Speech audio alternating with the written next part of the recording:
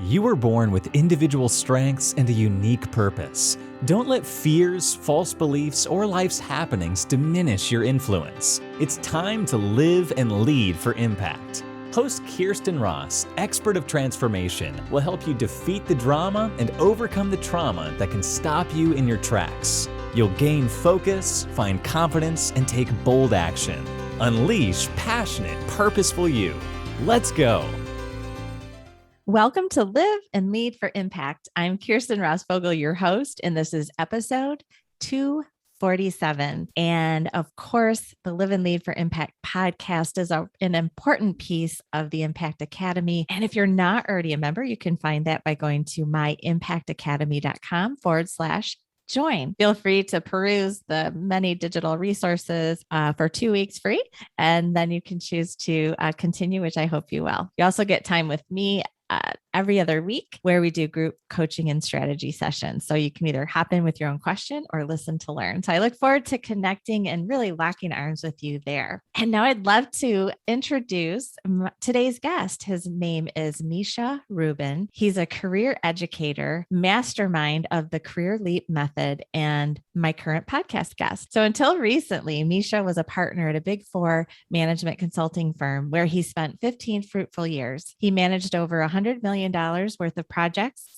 advised countless number of clients, and guided hundreds of careers. His corporate experience, personal quest for meaning and fulfillment, and rigorous study birthed the Career Leap Method, a pragmatic, elevating, and actionable process designed for people to obtain clarity about their next career moves. So welcome, Misha. I'm really excited to learn more about your business because this is so important when people want to really make their impact in the world. Absolutely. I'm very excited to be here. It's been a fascinating journey for me, my personal journey, and also me working with other people of how to transform their career. So I'm happy to share everything I know and answer your questions. Great. So tell me a little bit about your program. What does it help people do, and what's the impact that you're working to make through the work that you're doing? Great. So I work with mid-career professionals. I work with executives. I work with leaders and entrepreneurs. I work with this group that I call RTRs, retire without retirement, right? So these people that are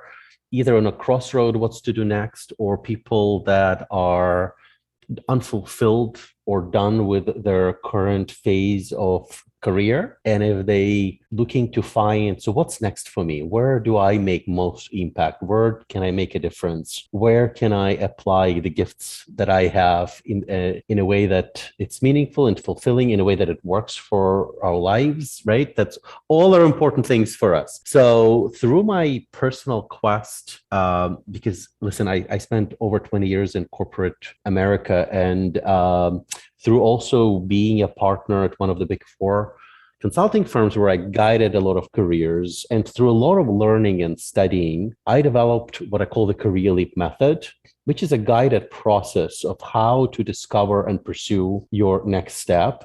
And what I really discovered that in our society, while we are taught about a lot of things, right, in our lifetime, nobody really teaches us how to steer our careers. What are the criteria? How do we discover them? How do we know that we're making the right step? How do we know that we going to work in the right company, in the right organization with the right leaders? How do we know that we're picking even the right major in college? You know, all these questions kind of really, there is no systematic way of thinking about them in our society. So that's what I'm here to bring. So my method consists of 3 pieces. The first one is really around discovery part. And discovery is, so the way I would think about it, knowing what to do in life is a function of knowing who you are, right? So knowing what to do in life is a function of knowing who you are. And a lot of mid-career professional leaders, they actually have a lot of data points about who they are, but they not articulated in a criteria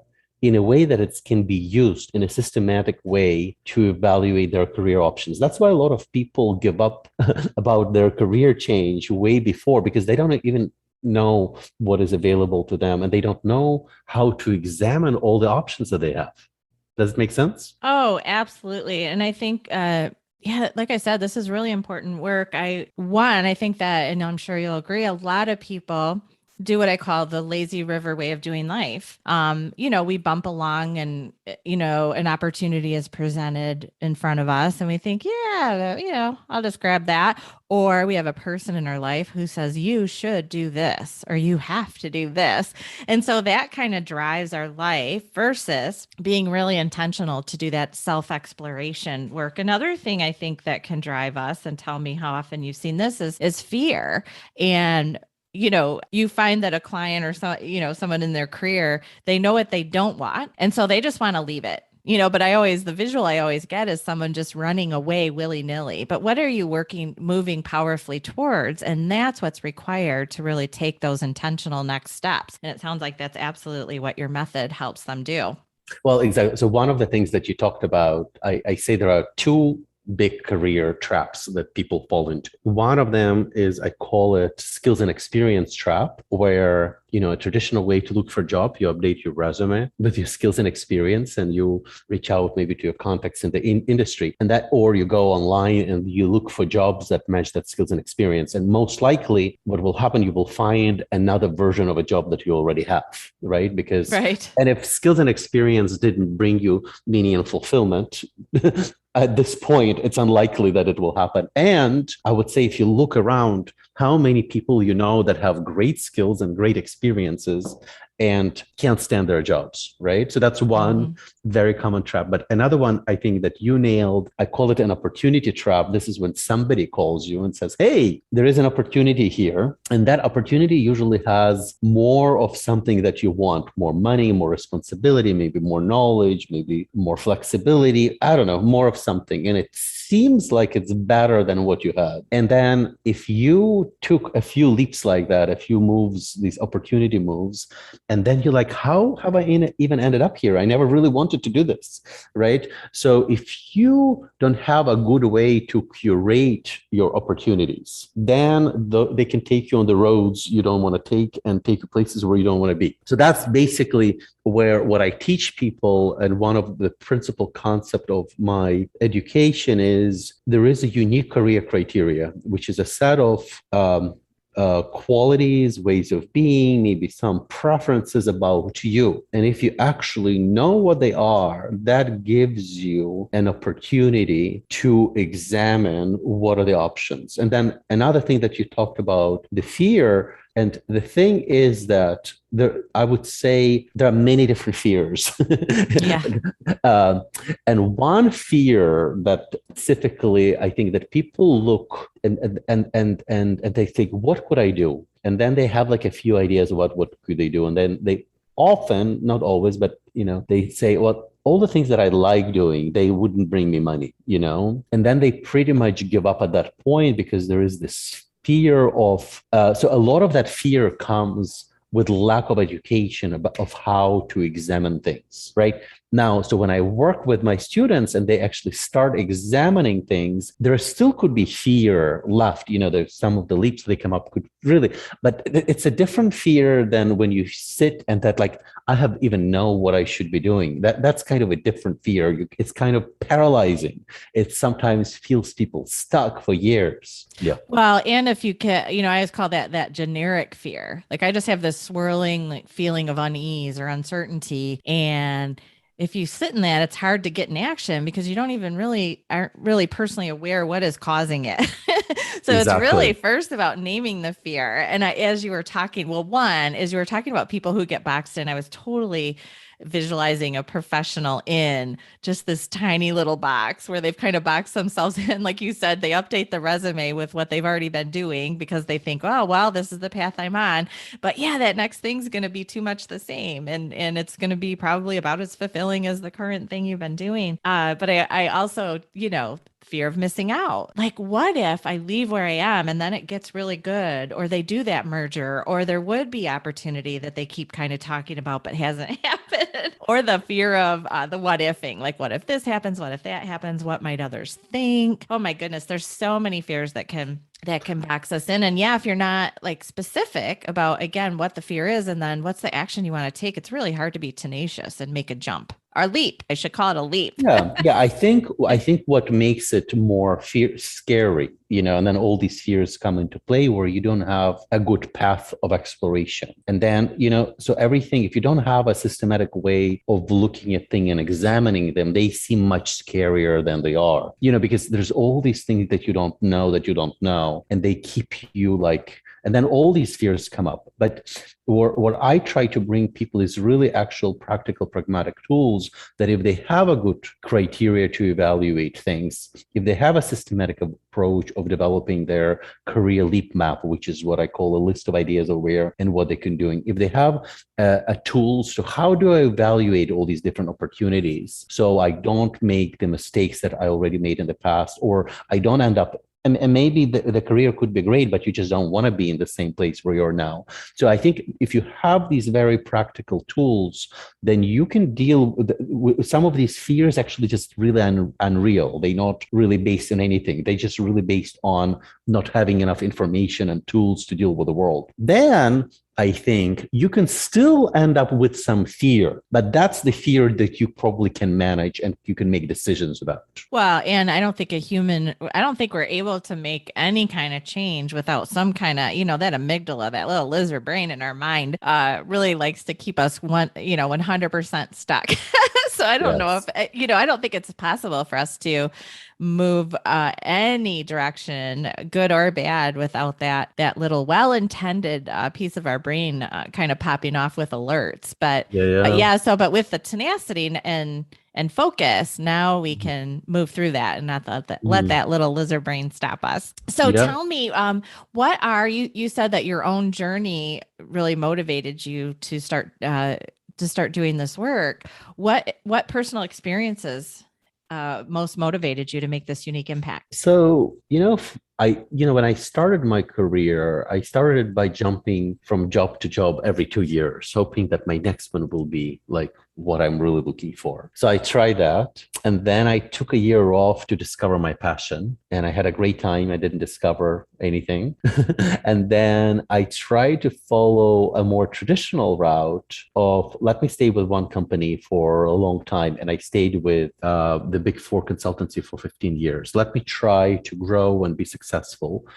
And throughout all my career, it felt like with every job, it felt like this is just not it. And I really didn't know what was it. And even when I became a partner in my firm, which was, a big accomplishment and very celebrated and looked really good and was like a great trophy. And I was more successful than I could ever imagine as an immigrant coming to the United States. I still had that feeling that I was wasting my life away, that I'm not doing something important, something that I'm here to do. And I remember there was this particular meeting that I was sitting in where we were creating the next service offering for large banks, our clients. And I was sitting there and I had this, like my quiet voice tell me very loudly, this is not aligned with who you are anymore. And it truly was like a moment of choice for me that what I saw that with all my success and, money that I was making and comfort that I had, and I would put comfort probably in quotation mark because there was a lot of discomfort also. I felt like at some point I was paying for it with my soul, with my soul currency. And I really had to choose. And it was very terrifying because I really didn't have all the clarity about exactly what I should be doing with my life. I'm a breadwinner in my family. I have 3 small children. So it was a big decision for my family, but I just knew I had to go and explore. And I started a few educational companies first. And then one morning I woke up and suddenly I knew exactly why I didn't experience that meaning and fulfillment in my job. Like I knew, like I had language for it. I could explain it. I could describe it. And that became the beginning of the career leap method. And then, since then I've been teaching. And as the more I work with people, the more I teach, the more my method was evolving, and I was adding more pieces and moving pieces around. And right now it's a mature program, it's a mature method. And right now I do the work that's aligned with my values, built on my strengths and all my talents that I have. It's works for my family and for my life. So I think it's been a long journey. That's awesome. I'm so excited for you. I celebrate with you. Absolutely. And how wonderful that you're helping other people do the same. So as you think back to all the people that you've helped move through this program, pick one and tell all the listeners, what is it about the specific impact that you help make this person create in their own lives that really fuels your passion? Awesome. So I could give a few examples of my students, but so one person that comes to my mind is my student Rebecca. She was a nurse for 30 years, and she came to me and she said, "Misha, I'm done being a nurse, but I really not clear like what I should be doing. There's so many options, right?" And yeah, so we did the whole work. We defined her unique career criteria. She examined a lot of different careers, and then she ended up being, I want to be a holistic health coach. And, that's an example. And another example, another student of mine, Anna, came to me. She's an architect, and she said, "Misha, it's impossible to be a woman in an architectural field." She worked for this kind of old school architectural firm. And she felt that it was impossible for a woman to grow there and succeed there. So we did all the work and we started examining different industries. And then she's like, Misha, now that I have my unique career criteria, I remembered why I picked architecture as my field in the first place. And I don't want to leave architecture. So we looked at all other options, all other opportunities that exist in architectural field. Yeah. So she actually ended up staying in architecture. So that was kind of unexpected outcome.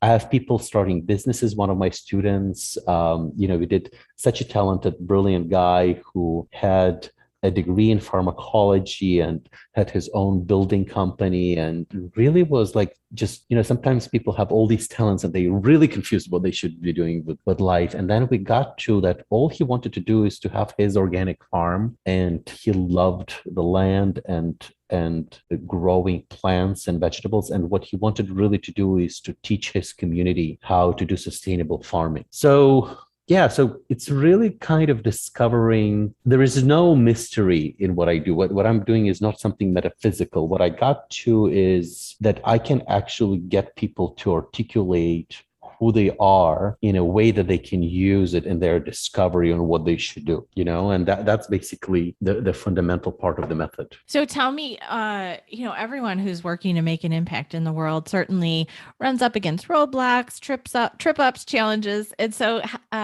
share with our listeners, how do you stay motivated and moving during tough times? Well, for me personally, I spent many years doing work when I was waking up. It's like, why I'm doing this, So right now, what I really feel great about when I wake up in the morning, when I'm talking to you on the podcast, right, and talking to your listeners, or when I am teaching my students, or I am writing, or I'm even developing my marketing materials. And, the thing is, I'm very rooted into my why. I'm very clear why I'm doing that. So that really helps me. I think that just being clear about my purpose, and at least for now, is definitely incredibly motivating for me. The second thing, I'm actually currently reading this amazing book, Tiny Habits. I don't know whether you've heard about it. Mm-hmm.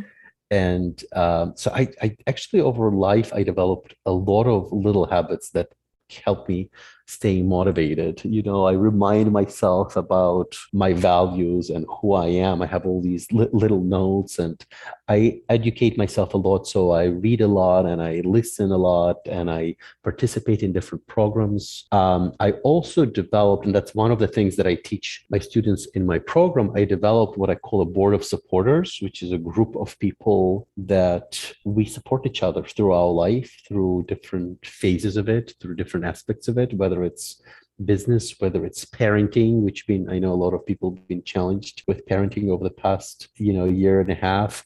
So I have this really great network of people that I talk to on a regular basis that brings me perspective and reminds me about who I am. So, and I have very supportive family, with everything I do. So I would say that these are my secrets. That's great. Yeah, I call those people trusted advisors. And boy, do you, again, intentional. You need to be very intentional about how you choose those people. Lots of people like to speak into our lives and have opinions, but you really want to minimize the number of people that get that coveted spot in your life for sure.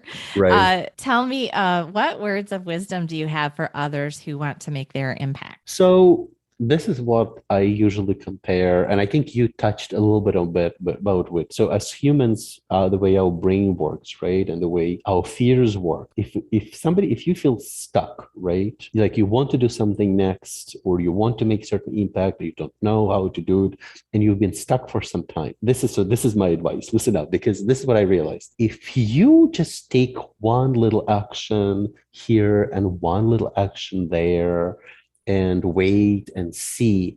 The thing is that our swamp of the status quo has a lot of power. So just by taking little actions here and there and consistently, what I realized for myself also, it's very hard to get out of the swamp. Now, what I usually recommend to, if you really feel stuck, create like a marathon. Have an idea for a dozen of actions that you take in a short period of time to get and create a little momentum about this thing that you're trying to solve. And that's my advice. Don't just look and take it slow and easy. Maybe prepare and then take this massive effort to get yourself out of this stuckness. That's great. Absolutely. I like how you call it the swamp. That's a good way of putting it. So thank you so much for joining me today. You have shared such great information, and I love the work that you're doing. I love the intentionality of helping people really get clear and focused on next steps so that they're really driving decisions in their own life based on their strengths and passions versus, letting life just kind of bump them along. So I appreciate that so much. And if you want to connect with Misha, you can find more about him and links to his work by going to misharubin.com. That's MISHARUBIN.com. And as always, you can find information about Misha and these links by going to today's show notes, which you'll find at defeatthedrama.com. Click on the podcast tab and go to episode 247. As always, thanks so much for the impact that you are making in the world. The world is waiting. So get out there and bust through the roadblocks and make it happen. And if you do need any additional support in building a high-performing team, leading, getting over your own kind of stay stuck places, please check out My Impact Academy, which you can find at myimpactacademy.com/join for a 2-week trial. Check out all the online resources and spend some virtual video time with me as well. So thanks so much for listening, and make it a great day. Thank you.